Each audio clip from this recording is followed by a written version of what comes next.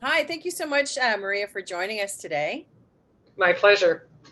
And Maria Sardelis is the chair of the Access to Seniors and Disabled Advocacy Group across Canada. And she has been tirelessly advocating for those vulnerable in our society to have access to their loved ones in group homes and long-term care facilities. And in March 2021, she has brought forward VULA's law that was passed in the legislature unanimously by the government and its members. So, what is the purpose of Motion 129, VULA's law? Okay, first I'll just correct one thing. I actually advocate on the behalf of long-term care group homes and retirement homes. Retirement homes have seniors, and they seem to be a totally forgotten group of seniors. And one assumption that's made is, oh, retirement home, they're all independent, they're all much better than long-term care. That is no longer correct. 10 to 15 years, the age in place model of of a retirement home management has come in, and they now have assisted living sections with memory units, lockdown memory units. Everything a long-term care has, you find it in a retirement home in the assisted living section. So we need to remember there are far more seniors that need advocacy for, and I advocate for them as well. Okay, great. Yeah. So now, VULA's law, or Motion 129. I had done research on the Trespass to Property Act, its interpretation and its administration through our court systems, in order to get a better understanding of, can facility owners or their facility operators in any of the long-term care, retirement home, or group homes actually issue a trespass notice? And they can't, according to our laws.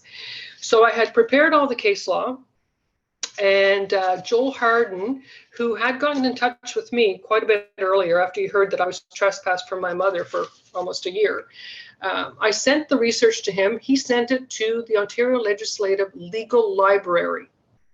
Their researchers looked over my research, gave it 2 thumbs up, and came up with the wording for Motion 129, which states that the Trespass Act does not permit the trespass of family advocates, of seniors and disabled. You can't use the act that way. In fact, nowhere in the act does a facility operator have the authority, operator or owner, landlord or otherwise, to issue a trespass notice. So Motion 29 was meant to align the administration of a beautifully written Trespass Act with the interpretation and definition of our courts, and not permit the rogue interpretation that is happening in facilities, and I hate to say it, by police too. Right.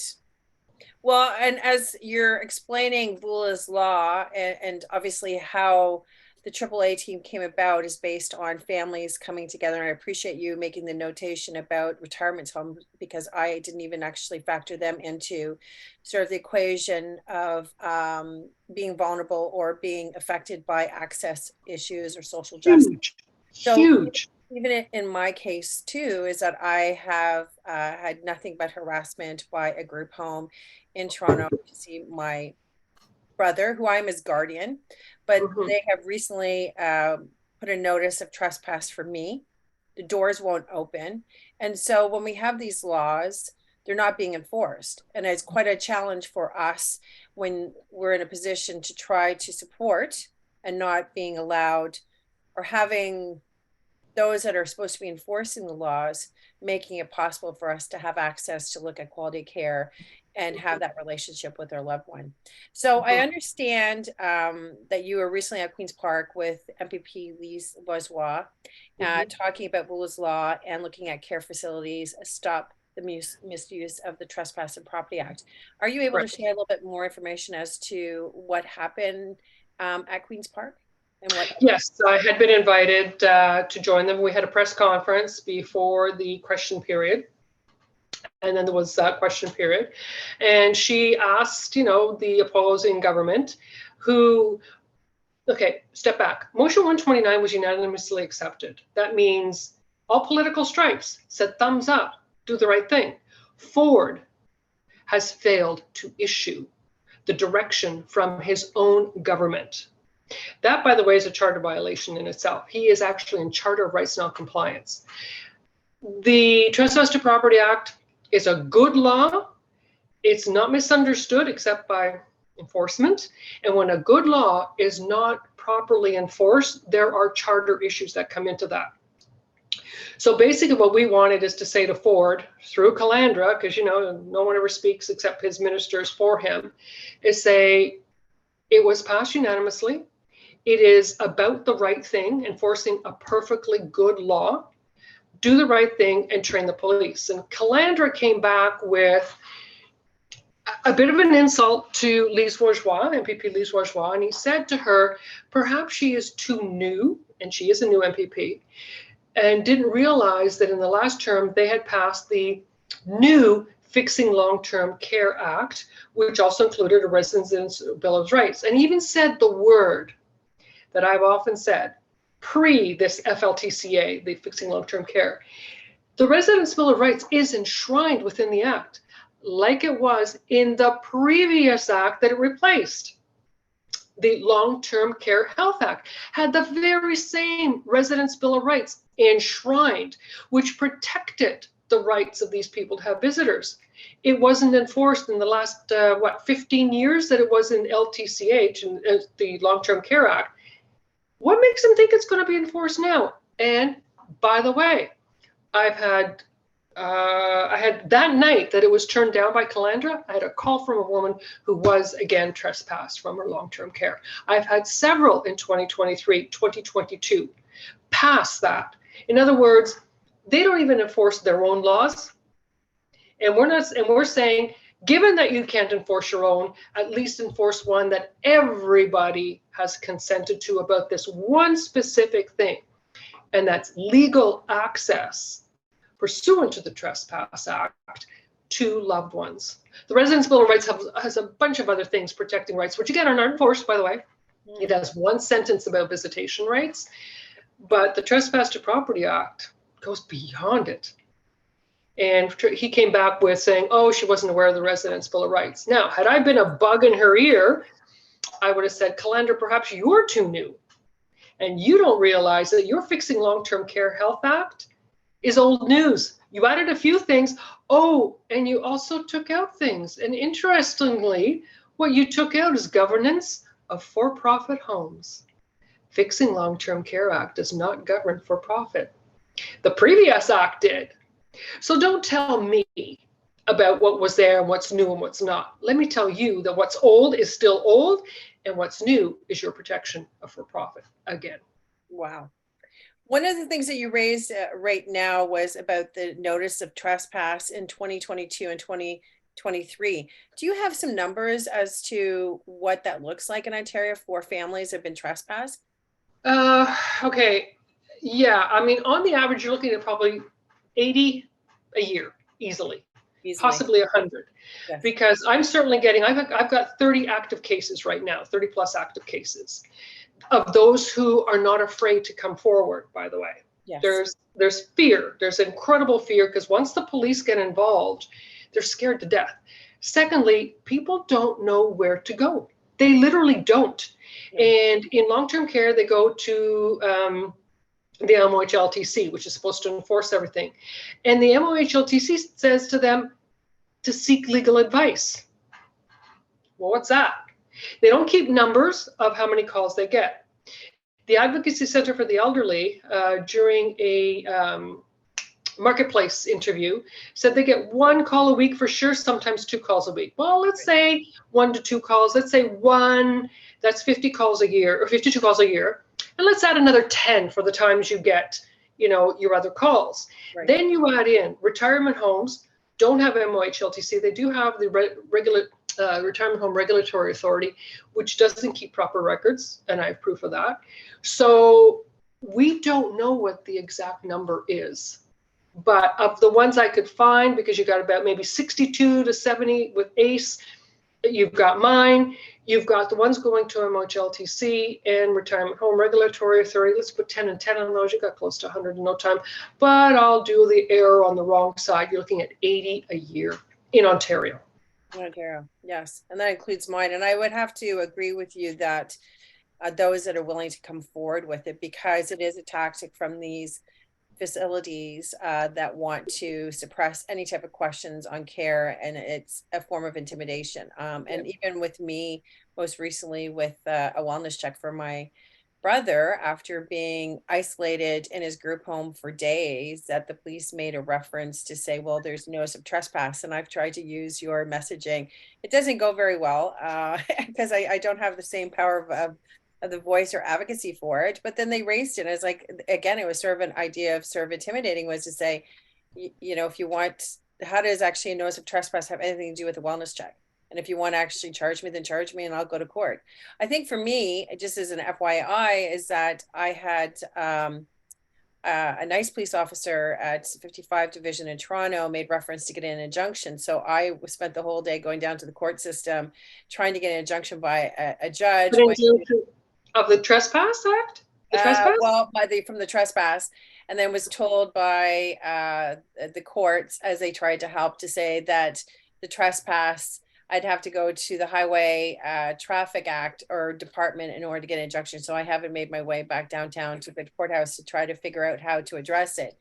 I would have to say, based on, as an FYI, through my experience, that the Toronto police have had community relations officers come and try to mediate the situation and try to get the service provider to open the door and to look at the collaboration that needs to happen with care. But again, they're not doing the enforcement, and nobody's holding them to account to this behavior that I look at, right?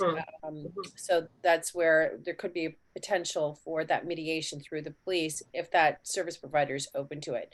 So when we talk about can a home, being a long-term care, a retirement home, or a group home,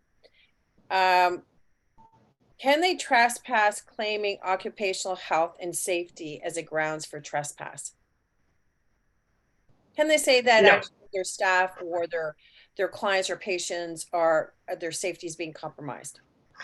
Okay, occupational health and safety comes out of the Ministry of Labor.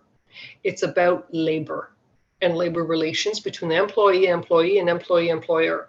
I have phoned 3 times to get this clarification, because I like to hear that it's consistently there. But also in the Diane Tamblin case, when I went to Peterborough, and I was fortunate, I had called Joel Harden and he joined me, which is, I'm to this ever thankful. What we did when I was in Dan Tamblin's house is I had her call the Ministry of Labor, I called the Ministry of Labor, both of us on speakerphone, CBC Marketplace present. We both asked the same question, because Diane Tamblin had been told that there was a complaint filed with Occupational Health and Safety at the Ministry of Labor. And I thought, impossible. They've got to be lying, because I know I work with the federal government on occupational health and safety. I said, no, it is about employee, and employer. The general public, they can't make a complaint against the general public. I said to her, first of all, they have 90 days to do an investigation. And you're telling me they told you that they filed the complaint 87 days ago? No. So you call and you ask for the file number. And I said, I guarantee you, there won't be a file number. And I said, give me your last name, give me your address. They'll probably ask you for the file number. And you're going to say, well, I don't have one, because she kept asking about this. So then I said, and then the next question you ask is, does it apply to the general public? So that was her questions. I couldn't ask for a file number on her behalf. On my end, when I'm in the opposite end of the room with my own people from CBC Marketplace, I asked the question of the definition of labor, of occupational health and safety, and they said, no, they don't govern the general public. They govern strictly the occupation between the employee, employer. Employees can't, do something to one another, an employer can't. It has nothing to do with the general public. And let's put the Ministry of Labor and the definitions I have ratified several times. Our Ontario Superior Court has also said the same thing, and I have the case where the judge said occupational health and safety is an employee-employer governing Act. It has nothing to do with the general public. So I don't know what else you want to do. The answer is no, it does not cover it. Nice excuse though. Nice excuse. Try it on. But let's get, come talk to me about it. So in hearing what you're saying, I'm interpreting that these service providers, being long-term care, retirement, or group homes, are being non-transparent in their efforts to establish barriers of access. It's not about non-transparency. It's no, they're transparent. They want you out. That the transparency thing is not there. They want you out. They want to get rid of you. They want to silence you. That's all there is to it. They want to operate the way they're operating. They're not even afraid of operating the way they're operating. You're calling them out on it, and so you're going to get trespassed for it. There's nothing about transparency. What it is they are playing loosey-goosey with truth. Yes. Now, possibly, maybe they don't know. But you know what? This is what I say. Before you take the rights of an individual away, check out the law. Read it. In my case, I was trespassed by an owner who's a lawyer. You took my mother's rights away from her and mine, and you didn't check out the law. You have more ability than I do. I should know more about the Trespass Act than he does. And yet, hear it. Mind you, yes, I've done research. It's been 4 years of research, and I don't regret a day of doing it. But also what comes with the Occupational Health and Safety. The minute you're going to use something, find out if it's the right use. Get the interpretation. Don't use your own interpretation. Use the court's interpretations. Use the proper. Phone the ministry. Find out. And back to Diane Tamblin, yeah, the home lied to her. There was no file. And they play loosey-goosey with the truth because you know what? The public doesn't know. And they know you don't know. So they're doing what I call dancing in the blind spot of your ignorance.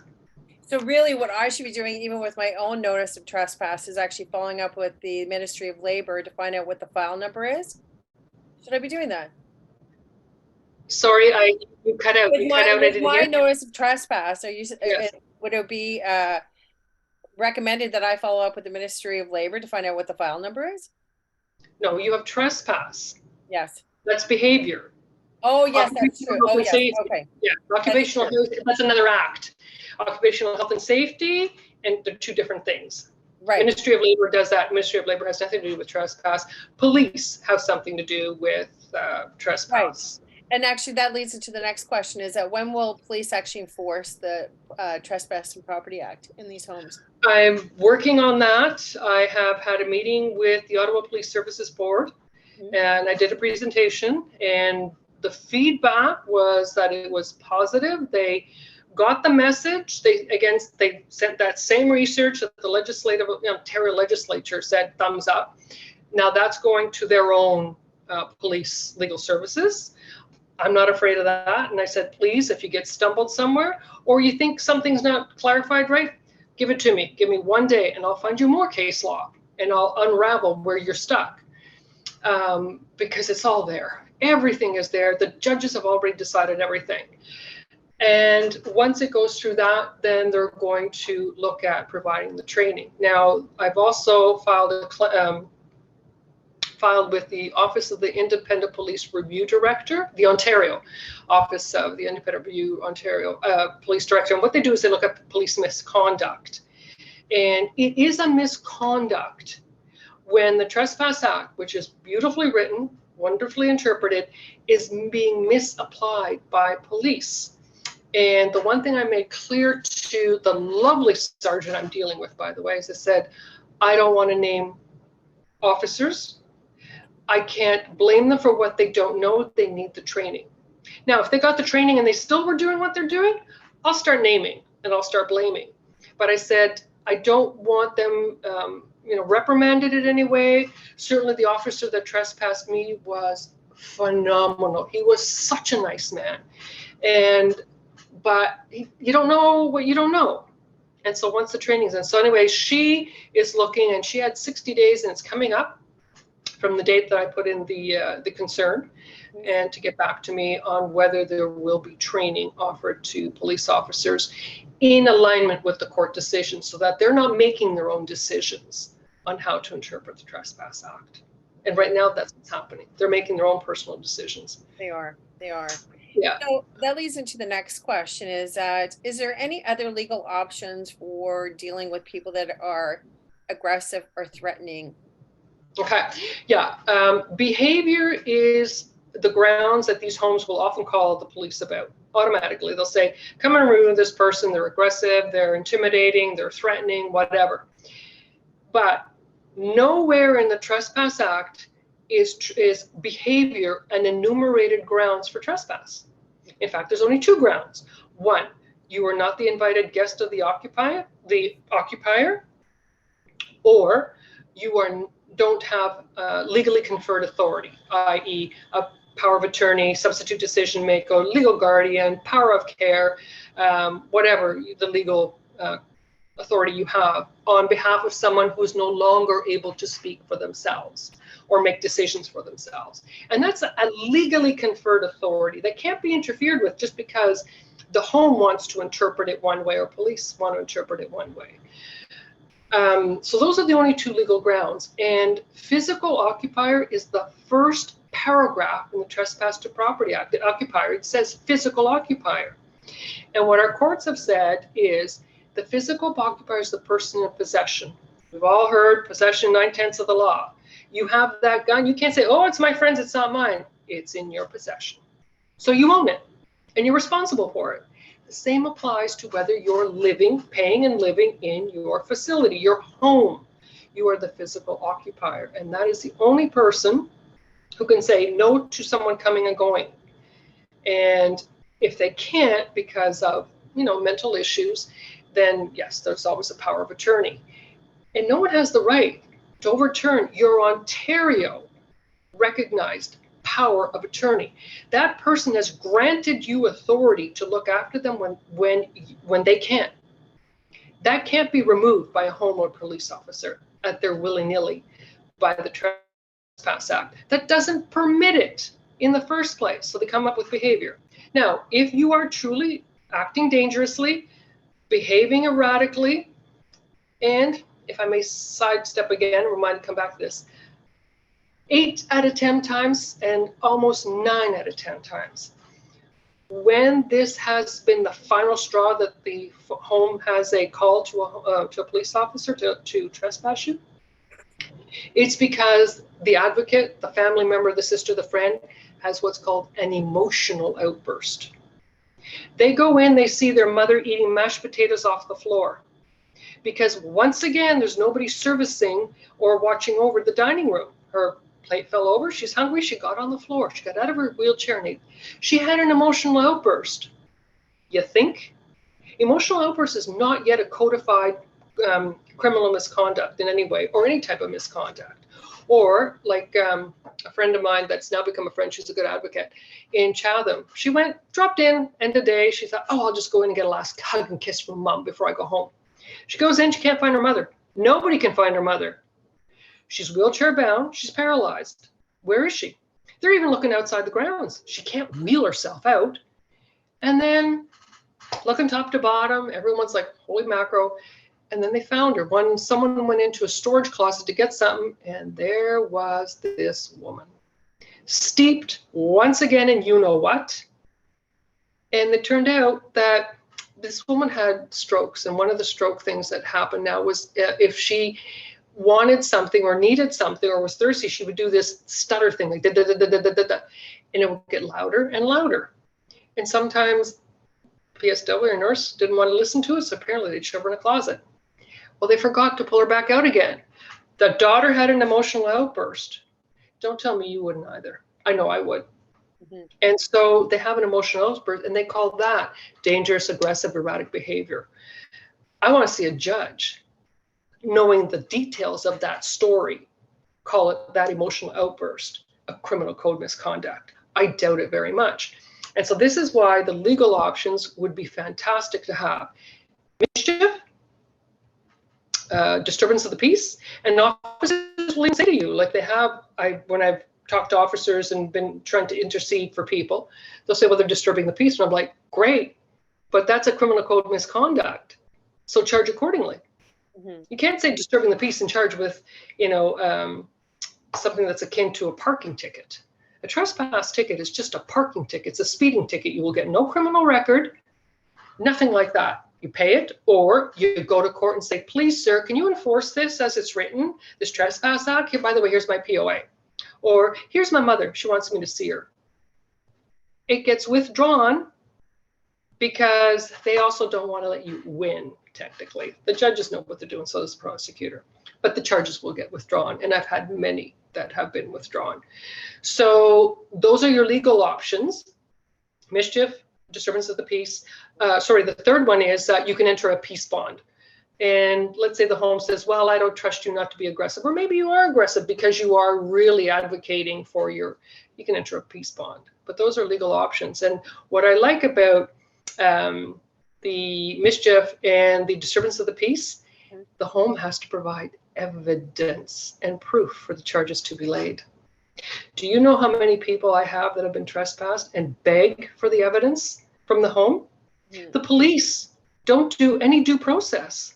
You are charged, exiled from the home forever without due process of the law, without evidence coming forward. That is totally illegal. That is totally against the charter. So then actually, how do we bring that forward then for the evidence? Is that when it goes to court that you bring this forward and then it's dropped? Or how can... Okay, are you saying with charging under the legal options? Yes. Okay, yeah. That means the home has to charge you. The police have to do paperwork, a lot more than just the trespass paperwork, which is just a ticket. So I know they don't like to do it. And I get it. They get bogged down in paperwork. But once they charge you, but in order to actually be laid as charges, you go before a judge. And certainly I'll bet that woman who found her mother eating mashed potatoes, or that woman that found her mother in a closet forgotten all day, she'll admit, yeah, I went nuts when I found her. Had I not gone home that night to just get a final hug and kiss, who would have found her? Nobody. So she lost her. Yeah, she lost it. I'd like to see a judge call that a criminal misconduct. I think the home's going to. So, but a lot of, like in my case too, evidence couldn't be offered for the longest time. If I was charged with, something that the evidence had to be provided, not only do they have to provide it, the judge makes a decision on the evidence, not the home. So let's say you truly are aggressive, repeatedly aggressive, because your mother's always steeping in you know what, or your father, or your brother, or your child, your 10-year-old child is always, you go in and there's feces on the wall. I hate to say that, but it gets that bad. And it's dried, crusty dry. And you keep saying, why are you in here? And you get angry, you get upset. You have a human emotional reaction. You're not in there threatening anybody to, do harm per se. You are just advocating for a loved one from an emotional place in your heart. And if you get before a judge, I doubt very much. So that's who gets the evidence, if they have any. And 9 times out of 10, bet you they won't. So you have one emotional outburst. Have at her. Right. Well, yeah. I always look at that too as ideas, is that if there is that emotional outburst, then it really is for the service provider to step forward to resolve it, because it comes down to care and service, and they're not doing it because, of course, and that is my biggest issue really with my brother, right? Like, and I'm thinking, I'm not having access. It was like, is he locked in his room, tied to his bed? Like, how is his care if nobody's in there seeing him, right? Like, it's day that he's in there. So I understand that and I will make sure that it goes up on the YouTube channel, your presentation to the Ottawa Police Services Board. Ottawa Police. Ottawa Police, not Toronto. Yeah, Ottawa Police Services Board. Oh, yes, the Ottawa. I'm sorry, what did I say? Toronto. Oh, I'm so sorry, not Toronto. One day, Toronto, yes. The Ottawa Police Services Board. You did a presentation on the Trespass and Property Act. And so, what was the feedback? What was the outcome of that presentation? Well, that's like I was saying earlier. It was good feedback. They thanked me profusely. They loved the presentation. It's now gone to their legal department. And once their legal department has viewed the case law, I'm not worried about it. they'll decide on the appropriate venue or appropriate method for delivery of the additional training, which is about a 15 to 20-minute session. We're not talking a whole day session. We're talking a tag on of 15, maybe 20 minutes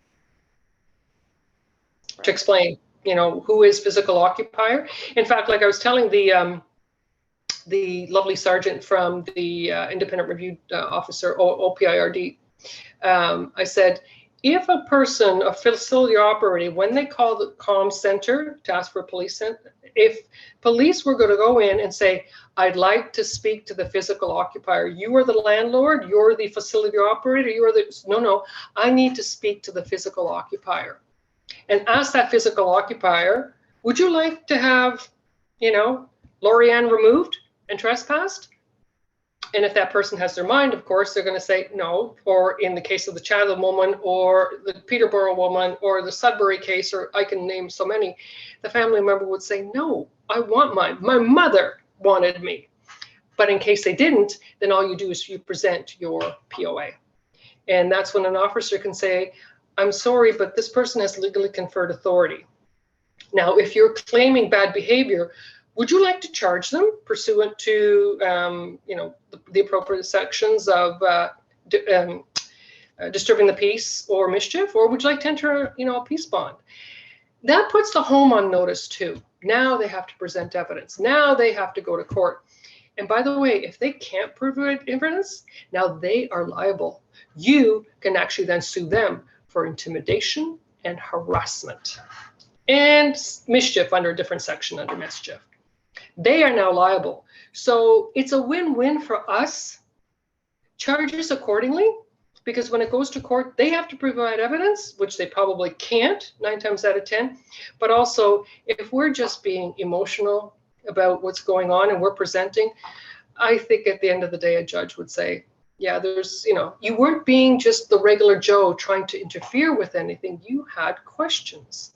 Margaret Carver, she got trespassed for asking too many questions. A woman in Windsor, that I was recently talking to, who got trespassed from a hospital for 9 weeks.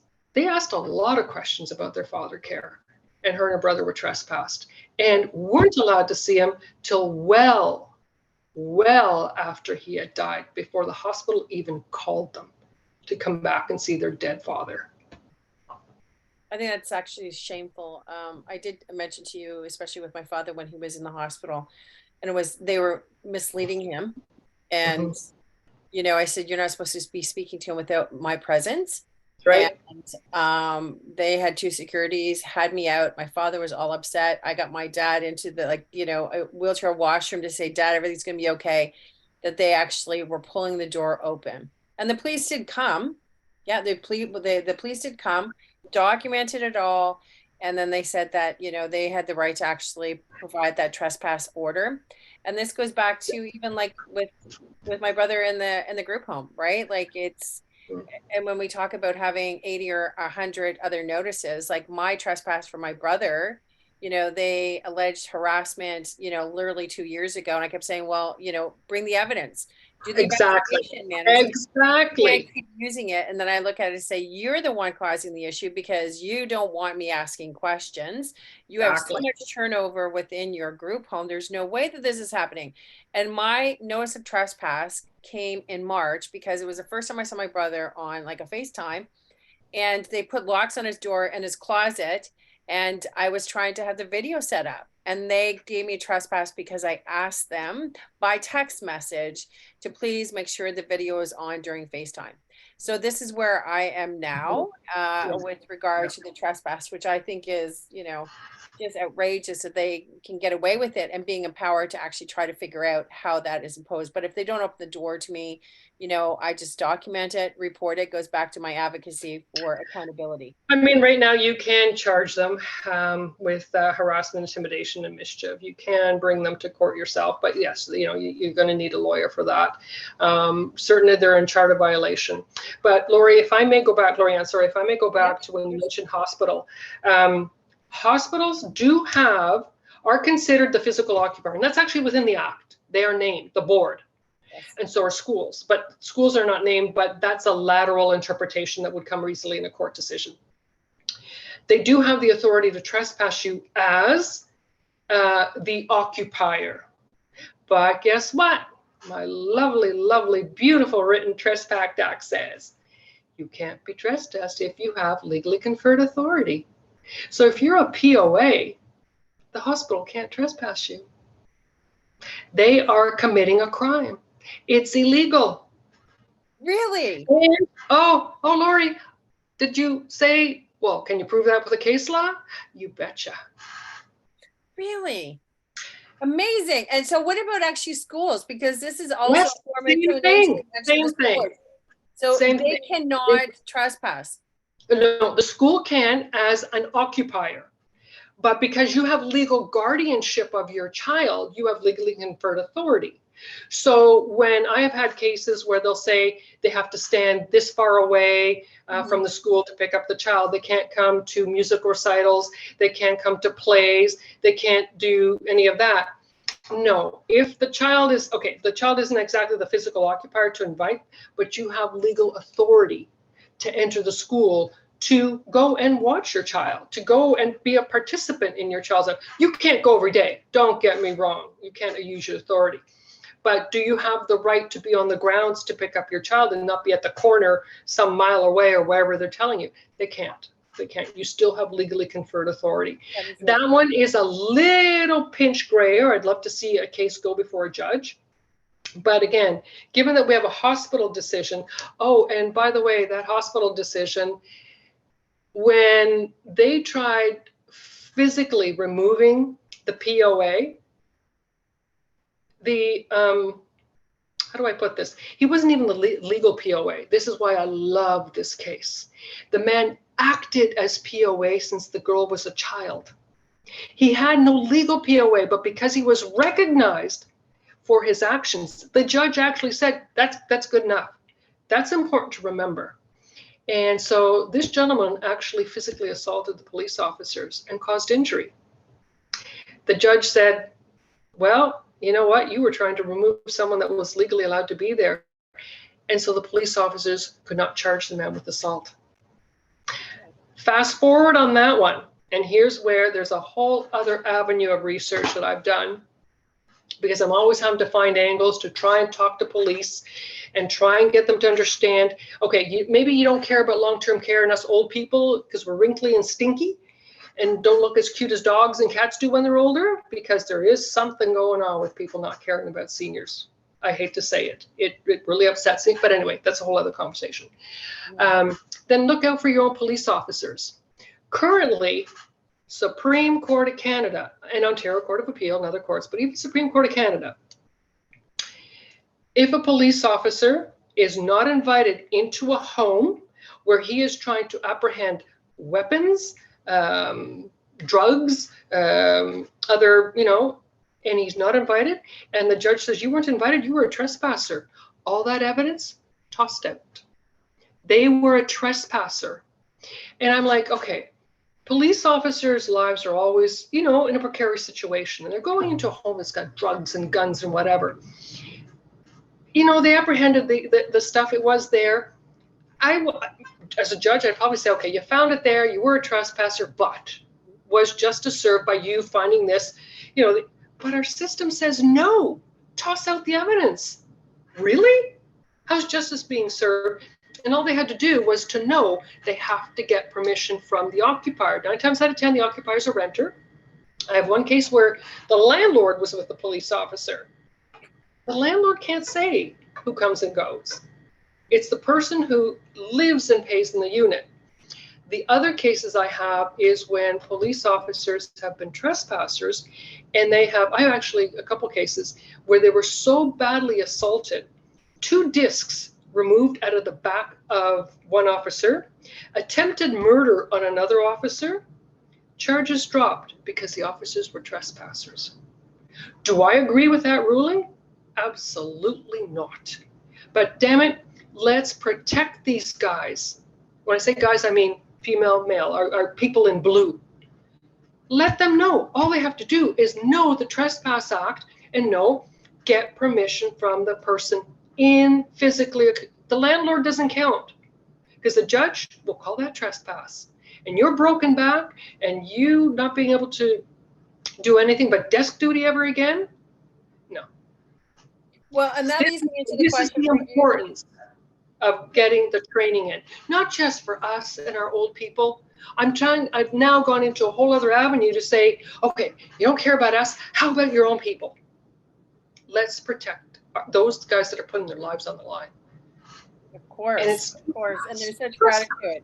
Every time I see a police officer in Toronto, there's gratitude that they put their life on the line. Oh, you have no idea. Yeah. So that leads into a question about sort of your reason. You are obviously Trespass. You know, would you like to share a little bit about that story and how you resolved it, and which obviously led into you taking on this role as chair of this advocacy group to help everyone else has been trespassed illegally, by the way, illegally. I know. Yeah. Illegally, yes. Yeah. Yes. I was number 3 of 4 people in an 8-day span. There is a home here in Ottawa, and I believe I'm allowed to say it is a matter of public record, City View Retirement Home. And the night before, I sent an email expressing concern that they had trespassed my mother's caregiver, and also that there was they hadn't answered a call button, and my mother was a fall risk at the time, and I just brought some stuff forward to them. And the next day I'm in there and I'm talking to this woman who is trying to get a meeting together to address issues that she has gathered from everybody. And I felt a shove and I lost my balance, and I remember saying, "Get your hands off me." And then there was the owner saying to me, "Off the property, this is private property and you're being trespassed." And I remember saying, "Well, what?" And he says, "Get off the property. I'm calling the police to trespass you." And I thought, "But my mom lives here. Like, she's, 96 years old. She just got, diagnosed with dementia." And, actually, she was close to being diagnosed with dementia. We had noticed in the testing was being set up. And yeah, I left, and perplexed as bloody hell. I mean, he's just, being quite aggressive. And the witnesses, of course, that were there, including this one woman who was right beside me, and another one who said, "Geez, I could hardly hear your voice," and another one who said he walked by twice and he said, "I could hear him talking, I couldn't hear you, but I knew you were talking because I could see your mouth moving." So I left, and then the police officer called me at home.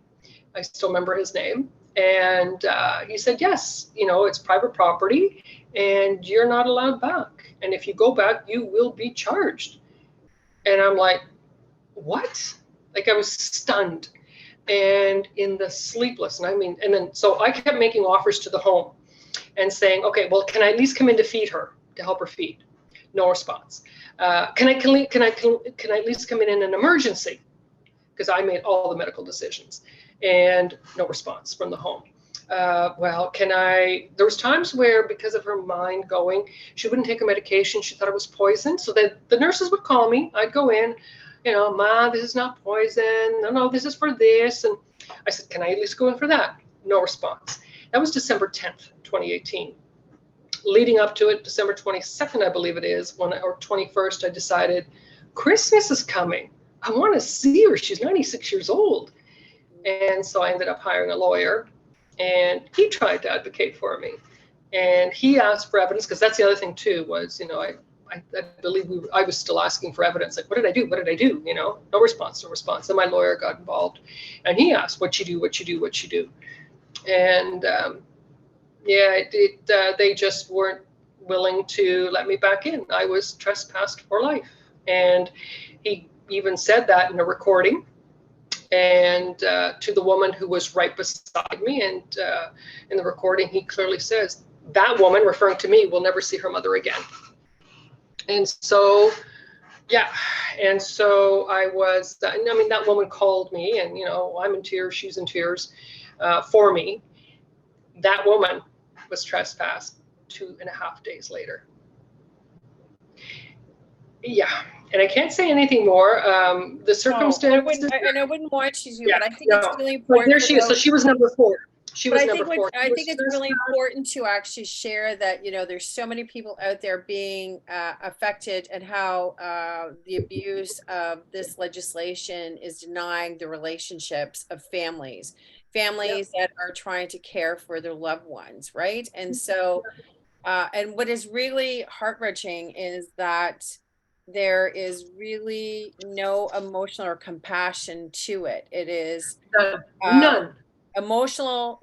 And I always say to myself, even now, when there's emotionally driven actions by these businesses, by these service providers, group homes, long-term care, retirement, it makes them very dangerous because they're not looking out for the interests or the needs of their clients or their patients, right? So when you share this about you and the other woman with her parent in the retirement home, is to say there is such malice and negativity to it because it's not serving anybody. It's just mean spirited. And I'm so sorry that happened. And I guess Yeah. one of the things keeping in mind, and I'm trying to be mindful too, even with my advocacy on the group homes, is that there's group homes that are doing great things out there. And I'm sure there's long-term Yeah, care that are absolutely. doing great things. But when taking from the positive here is that, you know, if how are the facility owners understanding the Trespass and Property Act, and if they're misunderstanding or misusing it, what can be the options for them to make some changes to better serve their clients and their parental Okay, family relationships? and that was the purpose of Motion 129, Boulah's Law, where the ministers would say, homes, guess what? This is inappropriate. You cannot use the Trespass Act. That was the whole purpose of it. Because I can't go into every home and talk to an owner Yes. and say, okay, here's the case law. Let me bring you up to date. That was the purpose of Motion 129, Boulah's Law, is given that the government reviewed the research, concurred, agreed, whoops, the Trespass Act, Property Act is illegally being misused, now issue direction to your homes to stop it. And that's what Ford failed to do. Yes. Yep. So one of the things I wanted to talk to you is taking some of the questions that we're raising here in our discussion. I'm going to put it into the YouTube, but one of the things that you have noted is that can family or friends reach out to you for guidance if they're placed in a similar situation as you? Because I find that really Absolutely. helpful to Yes. resolve and empower, because you know, it's so emotionally driven for all of us when it comes to our family and our parents. So you are open to have individuals. Okay, great. I will make sure that your notation is there for your contact for them Yeah. to reach out if needed. Yeah. Just provide my email address, access to seniors and disabled, all one word, @gmail.com. Okay, And great. so go right ahead. And I have advocated on behalf of many, and I've had quite a bit of success when I write my what I call pushback letters to firms, lawyers' firms that have trespassed, and usually they end up backing down because the law is the law. It's right there, you know. And so 9 times out of 10 they don't want to get into further litigation, because when you get the law in multiple decisions saying the same thing, how are you going to fight that? Mhm. You know, so they usually back down. That's But actually a good I'm reminder for me still, those too. were, yeah, but I mean, still, you know, at the end of the day, there are some that, you know, and they will resist no matter what. Because like in the case of your situation, they have actually the power to lock you out. Whereas, you know, retirement homes, long-term care, like what happened with me, okay, I was verbally trespassed in December. And then in March, I actually breached the verbal trespass notice and got properly charged, because that was the only way I could resolve the issue. The home didn't want to, my lawyer couldn't. And I had actually talked to a couple people about how to resolve it in much higher positions in the legal system. And they said, yes, if you breach it, you'll get your ticket, and you know, can go before a judge, and the judge makes the decision. And I thought, that's the only option I've got. And so I had to actually breach it, get arrested for trespass, go before a judge. My lawyer did, because at the end of the day, if I had to do it again, knowing what I know now, though, you can do it on your own. But I didn't know that. And so it cost, you know, over $10,000. And no one has that kind of money to just take out of their RSP, including me. But we shouldn't be in the position where we have to pay to go before a judge and say, please, sir, enforce the law as it is written. Mhm. And that's what I did. And my rights were restored quite quickly. I'm so glad for that. And I think part of the lessons in sharing information is gaining that insight from you, like when you're saying that you've worked out the $10,000 for legal fees based on sort of your experience, that you're able to empower others to look at resolving this. And I think that's so important. Now, one of the other questions that I wanted to raise was, how long has the trespass and barring of family been happening in Ontario? Decades. Yeah, decades. I do a lot of public speaking tours and around Ontario, and I was in, is it Windsor? I believe it was Windsor. And a gentleman came up to me and he said, he was trespassed from his mother in 2015. Yeah. And she died and he didn't get to see her. And he said he had gone to a lawyer, and the lawyer's response was, and this is another thing, lawyers are not savvy on the Trespass to Property Act, and I totally understand why too. They're in the business and they got to learn a lot of stuff, broadly learn it and everything. No one's going to spend the hours that I've spent doing the research on the Trespass to Property. In my case, my lawyer, Daniel Nazarella, had done a lot of research, and I took it, of course, to a whole other level because he definitely opened up my eyes. But this gentleman, when he went to a lawyer, and I have heard so many other cases like this, they literally tell them, save your nickels, because they'll say it's private property. And it's like, do you know what private property is? It's the private property of the occupier pursuant to the act. The deed holder owns the structure. Yes. So in a multi-occupancy facility, like an apartment building, there's a deed holder. Someone owns that building, of course. But they rent out each unit, and it's the permanent resident of everyone living there. It's what's filed on your tax return. It's probably on your driver's license if you have a driver's license. It is your home, and you are a physical occupier in it. And here's another example of how maybe to get head wrapped around this whole concept of physical occupier. Let's say someone in an apartment building creates a dangerous situation inside their apartment building, and you or I go in, we trip over barbed wire that they've put up or whatever. Who do you sue? The occupier.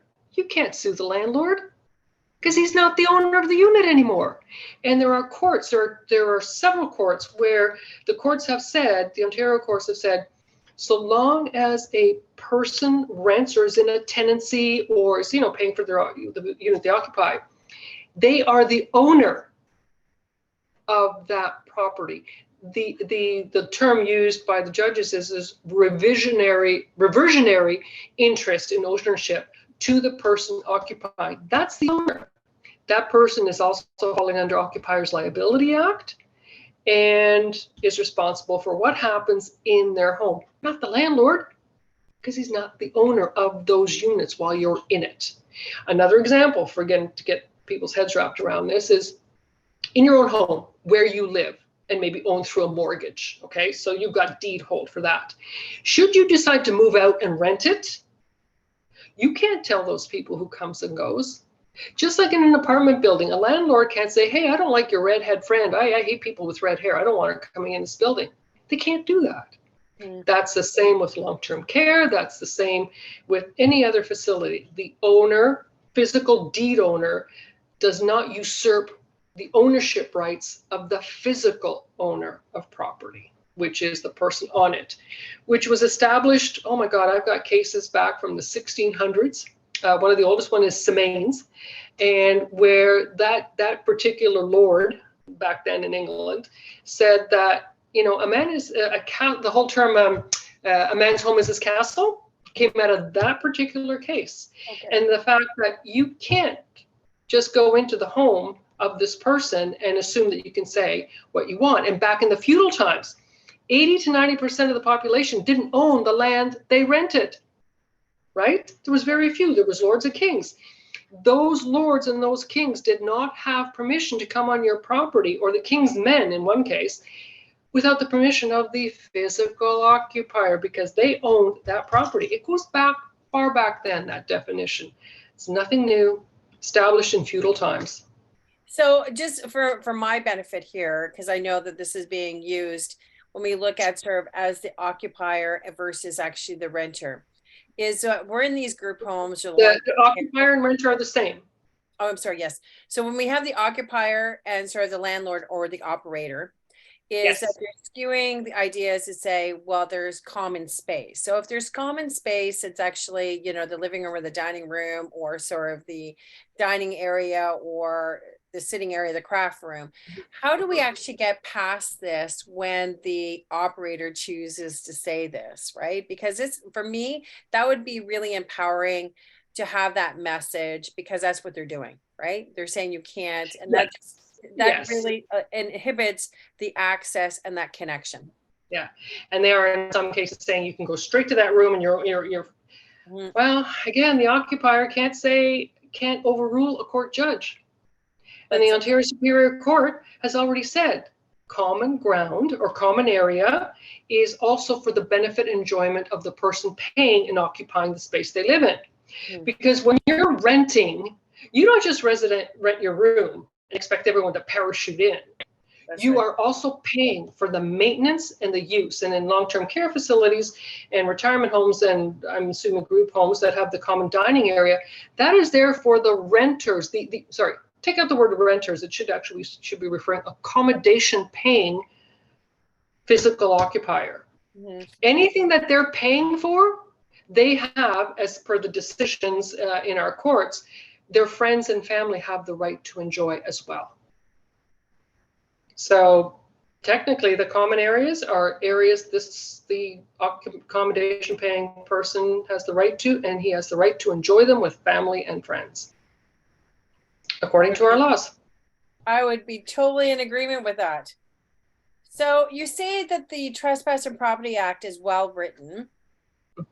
And that it prevents seniors and people with disabilities and their families and friends from trespassing. So how is that happening, or how so?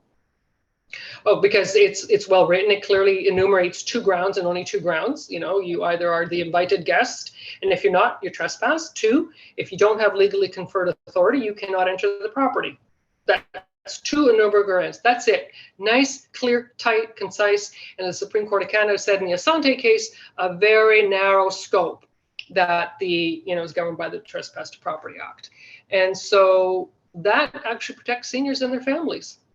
The fact that the Act says no, and the fact then that our judges, right up to the Supreme Court of Canada, have said, yep, it's the occupier, person in physical possession, who gets to invite or say, you come on my property or get off my property. So we have the Act itself and the interpretation of the Act by our courts in total alignment with the way it's written. Right. And so why do police not enforce the Trespass and Property Act in alignment with the higher courts? I have to assume, and from what I've experienced, they don't know. They don't know the decisions of the higher court, so they're proffering their own interpretation. And that interpretation, I can see where it would come from, absolutely. But when pre-pandemic, I was working with this amazing Sergeant Christina Wolf, and I had talked to her, and she totally knew the proper administration of the Trespass to Property Act. And I did find a couple other sergeants when I would call in randomly and talk to them about trespass. And I thought, why do some of you, like, I don't know, 3 to 5 of you that I was able to find, know the Act, and why do the rest not? And Sergeant Christina Wolf, actually, when I was starting to bring out case law, she actually knew some of the early case law I found. She even knew the case law that supported what I was doing. So she was working at getting a proclamation. She was actually going to provincial offenses and asking for a proclamation from the government, provincial offenses. And we came so close. And then the pandemic hit. She was taken off what she was doing to do pandemic work, and then she retired. Her successor I've spoken to, and I've said, well, can you just at least open the file and look at the fact that she not interested. And when you get how do I put this? There is a culture that has to be overcome, and oh God, I don't mean to say this badly about police, but they do believe that they've taught everything and that they do know everything. And I get, and they're resistant to change. And one officer I spoke to literally said to me, and I didn't get his name because even though I was personally speaking to him, he started sounding so aggressive. I just thought, I gotta back away. I'm nervous about talking to this guy now. He said, I'm a 20-year vet. I don't want any more training, and I don't need any more training on anything. I thought, okay. And the way it was talked about, I just thought, okay, I'm just, backing off. I didn't get his name. Would I recognize him again if I saw him? Oh yeah, but because he scared me. But yeah, I just thought, okay, is this what I'm up against? A culture where they also don't want to learn anything more? Because let's face it, they learn a lot. And I know when I was doing one of my presentations, there was a police person that said, there's so many circumstances that come in when we get called into a trespass situation. I thought, I don't care what the other circumstances are. First of all, establish who is asking for the trespass. Is it the physical occupier? Yes. Didn't do the deed. No. Does the person, is there a POA for this person? Let's say, in a case where it's in your own home and you're renting or your apartment building where no one has a POA. It comes down to, is the physical occupier the person? Yay or nay? And if it's a yes, trespass, done deal. But if it's a no, and someone else is doing it because of behavior or other circumstances like they're talking about, that's something different. That's not trespass. Now you've got all these other circumstances that they're bringing up, and they're thinking it comes under trespass, but it doesn't. The Act says nothing other than 2 enumerated grounds. That's it. So they're melding things that shouldn't meld with the Trespass Act. Well, I think just in conclusion, knowing the vast work that you've done to help bring along the advocacy for people with disabilities and seniors in Ontario and Canada, and to educate and empower us as families, as power of attorneys and guardians, when the service providers in long-term care, retirement, and group homes choose to misuse the Trespass Property Act and offer the notice of trespass. Thank you so much for doing this for us, Maria, because it has been life-changing for all of us in our advocacy and our empowerment to help those that we love. Is there anything that we can do as an individual, as families, as a society, in making the change to help Vula's Law?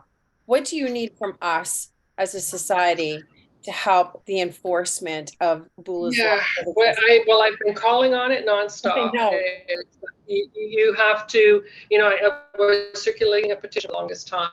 And then, I would write up letters and say, just cut and paste, put your name in, send it to your MPP. I have drafted. You tell your MPP, you tell their chief of police, you tell your city councillor. And also now I'm including, because it is a cross-Canada problem, put your MP in it.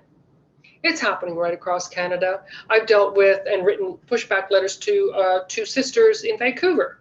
I've got the Nova Scotia. I've done all kinds of Saskatchewan as well. And it is across Canada. And that's what needs to happen. And include your MPP and other MPPs as well, especially on the Conservative side and the Liberal side. The NDP are all on board. But this is what bugs me. Everyone was on board in March 2021 with Vula's Law. So I don't get why now Calandra, who's new to the situation, and why they get to say no. And I get, it's a trickle-down effect. It's Ford directing, driving the bus, and he says, Calandra, you say this, or, Minister Cho, you say this, or Minister, who's the new MCCSS MPP Parsa, or something like that, the new MPP for disabled children. Anyway, I get that that's who's driving the bus, but at the end of the day, there is victims. This is not a victimless crime. I have one woman the woman who actually was not allowed to see her father, and then when they brought her, her brother was charged. He was actually physically assaulted to the ground. Like, there was assault here to trespass him. It's disgusting what they did to him. And I'm only going to say that much. And she says she still suffers PTSD and has nightmares over the fact that she was denied access, didn't get to see her father, and was saying he's not being fed properly, he's dehydrated. And guess what? He died of probably dehydration and starvation, because while she was allowed, they knew that the hospital wasn't doing proper care, and that's what she was, advocating for. For myself, I can say for sure, I have PTSD over it. There are times where I want to say something. I'll say something for anybody else's and protect everybody else. Can I protect my own mother right now? No. Even though she's at Park Place Retirement Home, they're fantastic. I am too scared. I'm too scared to even advocate for another senior in that building if I saw something. And I haven't seen anything wrong, but there's times where I'd like to help them. I'm too scared. And yet I'll be as fierce as a lion for you and anybody else. But now for my mom, I'm scared. It won't leave me. I know. And I think too, that's the scar that comes with it, because, I am a fierce advocate for my brother, and there's many of us that are out there doing advocacy. And this is what they do as a tactical way to disempower. And it brings back to me my approach, and this is for conversation another time, or, reflection, is it's looking at, having Vula's law enforced or implemented is one that is a good news story. It doesn't cost anything to do. It's more of a public education or aligning sort of information to the police boards across Ontario. It's to look at that collaboration between families and the service providers, and the government funded agencies are the ones that operate or do the licensing to say, let's work together for Ontarians that are vulnerable or marginalized.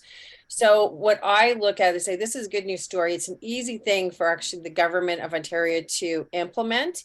It is really now looking at how the projection of separating family to care, where that is so paramount in what we want for our loved ones.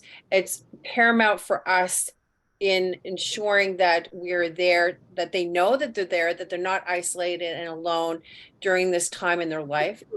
I feel that when the trespass happens, it is a form, as I'd love to actually charge them.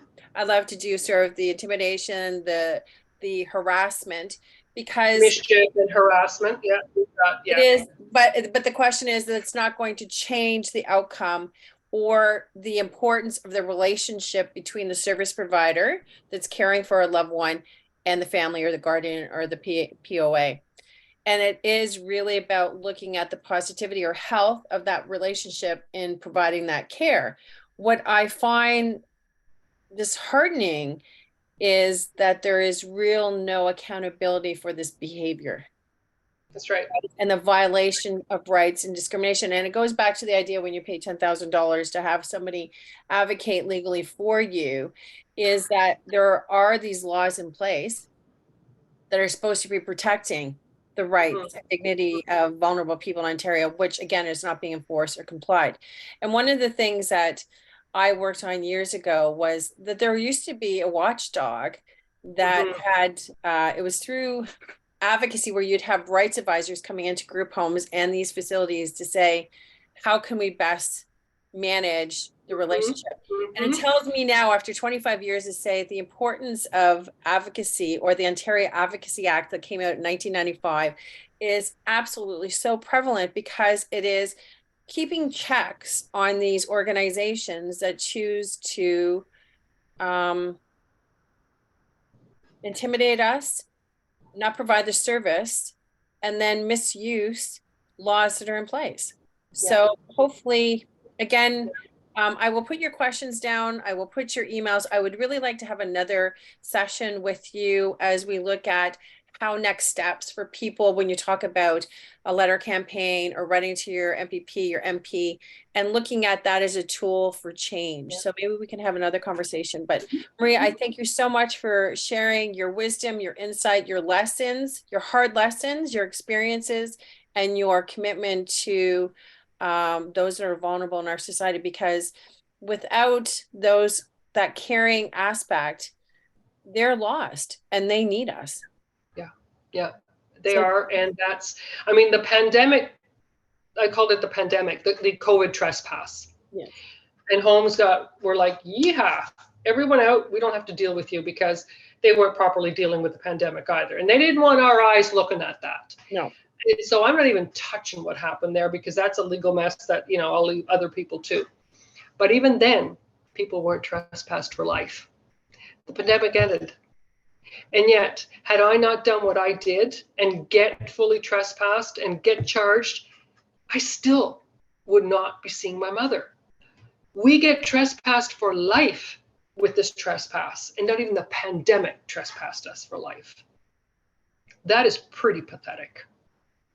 And so, yes, we need to address it. And I guess I look forward to another conversation. And if you like, I'll throw it out there. The Charter of Rights research that I've done with all the case law, we can discuss.